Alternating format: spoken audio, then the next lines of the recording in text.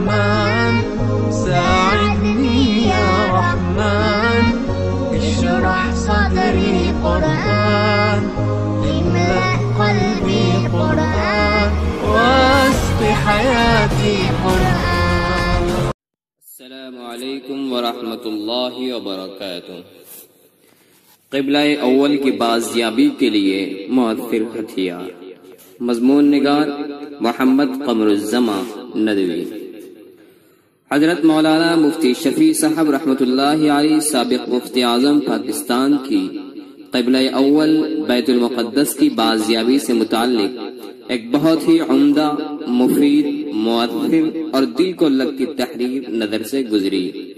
اس تحریر کو پڑھ کر ذہن و دماغ پر ایک عجیب کیفیت طاری ہو گئی اور ایک حقیقت نگاہوں کے سامنے آشکارا ہو گئی. مفتی صاحب تحریر فرماتے ہیں کہ اللہ تعالیٰ نے اس زمین میں اپنی عبادت کے لیے دو جگہوں کو عبادت کرنے والوں کا قبلہ بنایا ہے، ایک بیت المقدس، دوسرا بیت اللہ. مگر قانون قدرت دونوں کے لیے الگ الگ ہے. بیت اللہ کی حفاظت اور کفار کا اس پر غالب نہ آنا یہ اللہ تعالیٰ نے خود اپنے ذمے لیا ہے. اس کا نتیجہ وہ واقعہ فیل ہے جو قرآن کریم کے سورہ فیل میں ذکر کیا گیا ہے کہ یمن کے نصرانی بادشاہ نے بیت اللہ پر چڑھائی کی تو اللہ تعالیٰ نے مع اس کے ہاتھیوں کی فوج کے بیت اللہ کے قریب تک جانے سے پہلے ہی ابابیل نامی پرندوں کے ذریعے ہلاک و برباد کر دیا. لیکن بیت المقدس کے متعلق یہ قانون نہیں ہے، بلکہ بنی اسرائیل، سورہ بنی اسرائیل کے آیت نمبر 4 سے 8 سے معلوم ہوتا ہے کہ جب مسلمان گمراہی اور گناہ میں مبتلا ہو گئے تو سزا کے طور پر ان سے یہ قبلہ بھی چھین لیا جائے گا اور کفار ان پر غالب آ جائیں گے. یاد رکھیے وہ اسلحہ اور ہتھیار جس سے بیت المقدس اور فلسطین پھر مسلمانوں کو واپس مل سکتا ہے صرف اللہ تعالیٰ کی طرف انابت و رجوع، آخرت پر یقین، احکام شریعہ کے اتباع، اپنی معاشرت اور سیاست میں غیروں پر اعتماد اور نقالص اشتراک، پھر اللہ تبارک و تعالیٰ پر بھروسہ کر کے خالص اسلامی اور شرعی جہاد ہے. اللہ تعالیٰ ہمارے عرب حکمرانوں اور دوسرے مسلمانوں کو اس کی توفیق عطا فرمائے. اقتباس از مفتی محمد شفیع صاحب رحمۃ اللہ علیہ. مسجد حرام کے بعد دنیا کی دوسری مسجد بیت المقدس میں واقع مسجد اقصی ہے، جس کا ذکر قرآن مجید کے سورہ بنی اسرائیل میں کافی تفصیل سے ہے، جس کے بانی اول بھی حضرت آدم علیہ السلام ہے. البتہ حضرت سلیمان علیہ السلام کی حیثیت بانی ثانی اور مجدد کی ہے. ایک حدیث کے موجب مسجد حرام اور مسجد اقصی کے بنیاد کے درمیان 40 سال کا وقفہ ہے. فضیلت کے اعتبار سے اول درجہ مسجد حرام کو حاصل ہے، دوسرا درجہ مسجد نبوی کو اور تیسرا مسجد اقصی کو. مسجد اقصی مسلمانوں کا قبلہ اول رہا ہے. اسی جگہ سے حضرت صلی اللہ علیہ وسلم کی معراج ہوئی اور یہی سے معراج کی شب میں آپ صلی اللہ علیہ وسلم نے تمام انبیاء کرام کی امامت فرمائی. یہ مسجد اور اس کی تمام جگہ انبیاء کرام کے لیے بطور عبادت گاہ رہی ہے، جہاں خدا وحدہ لا شریک لہ کی عبادت اور پرستش کی جاتی ہے.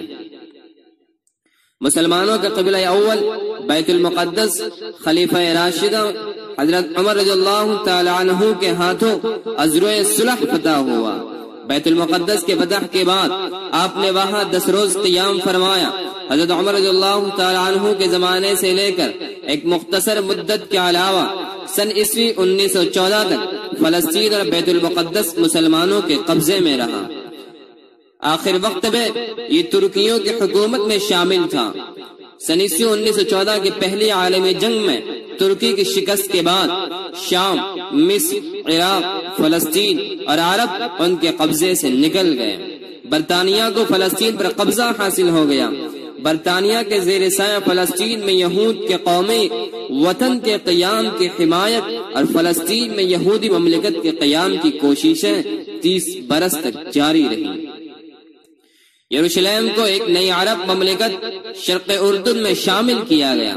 سن 1948 میں امریکہ، روس اور برطانیہ کے طفیل فلسطین میں یہودی مملکت کے قیام کے ساتھ ساتھ عربوں اور یہودیوں کے مابین کشمکش تیز ہو گئی۔ پھر متعدد جنگیں عربوں اور یہودیوں میں ہوئیں۔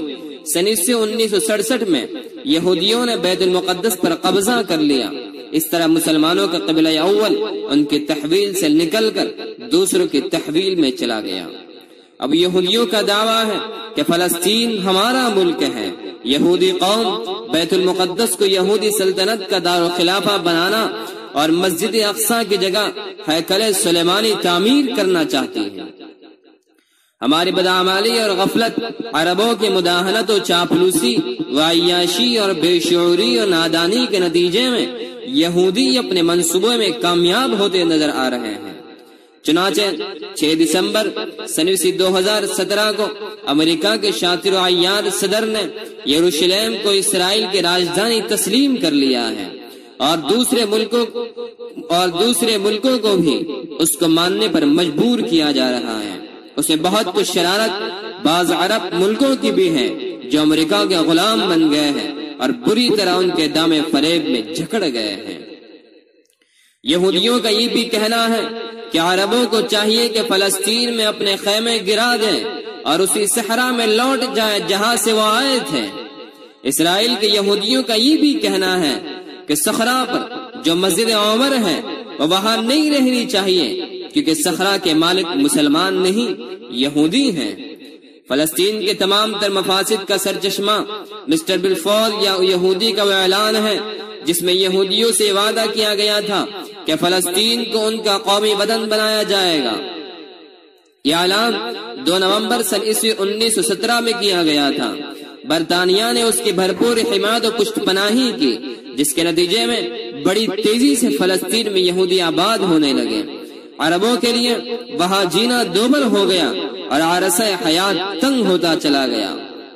صہیونی تحریک جو 19ویں صدی کے آخر میں شروع ہوئی، اس کا ہدف اور مقصد صرف فلسطین کو اپنا وطن بنانا نہیں ہے، بلکہ دریائے نیل سے فرات تک اور شمال حجاز جس میں مدینہ المنورہ بھی شامل ہے، شام کے انتہائی شمالی سرحدوں تک پورا علاقہ عرب مسلمانوں سے چھین کر عظیم اسرائیلی اسٹیٹ بنانا ہے۔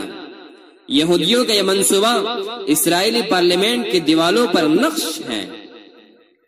سن 1967 سے بیت المقدس پر قبضہ کے بعد یہودیوں نے جن ناپاک عزائم کا اظہار کیا ہے اور بیت المقدس کے ساتھ جو بے حرمتی کر رہے ہیں اور نہتے فلسطینیوں کے ساتھ جو ظلم و زیادتی کر رہے ہیں، یہ پورے عالم اسلام کے لیے ایک زبردست چیلنج ہے۔ لیکن افسوس کہ ہم مسلمان اپنی ذمہ داریوں سے غافل ہیں۔ عرب حکمران یہودیوں اور عیسائیوں کی سازش کے شکار ہو گئے اور ان کے مکر و فریب کو نہ سمجھ کر آپسی خانہ جنگی کے شکار ہیں۔ ایک وقت تھا کہ سعودی عرب نے بیت المقدس کی بازیابی اور فلسطین کے مسلمانوں کے حقوق کی بحالی کے سلسلے میں ان طاقتوں کے خلاف اعلان جہاد کیا تھا، اور تمام مسلم ممالک نے اس کی تائید کی تھی، اور شاہ فیصل مرحوم نے یہ آرزو اور تمنا کی تھی کہ بیت المقدس میں فاتحانہ داخل ہو کر مسجد اقصی میں نماز ادا کریں گے۔ آج عرب کے سارے حکمرانوں اور دنیا میں بسنے والے تمام مسلمانوں کی آرزو کیوں نہیں ہے؟ آج عرب حکمران غلام کیوں بن گئے ہیں؟ شاہ فیصل کے جانشین اپنے پرکھوں کے ہدف و منشور سے کیوں مکر رہے ہیں؟ ان کے پاس دفاعی طاقت کیوں نہیں ہے؟ وہ ایسے ہی میں دست و گریباں کیوں ہیں؟ یہ وہ سوالات ہیں جن کا جواب ہمارے دل میں ہے۔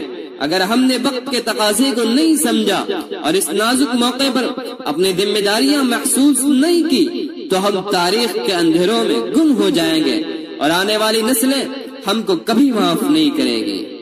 اور سب سے بڑھ کر یہ کہ خدا وحدہ لا شریک لہ کے عدالت میں ہم مجرم اور گنہگار قرار دیے جائیں گے، اور پھر اس جرم کی سزا ہمیں بھگتنی پڑے گی۔ اللہ تعالیٰ ان حقائق کو سمجھنے کی توفیق نصیب فرمائے، آمین۔ یا رحمن ساعدنی یا رحمن اشرح صدری القرآن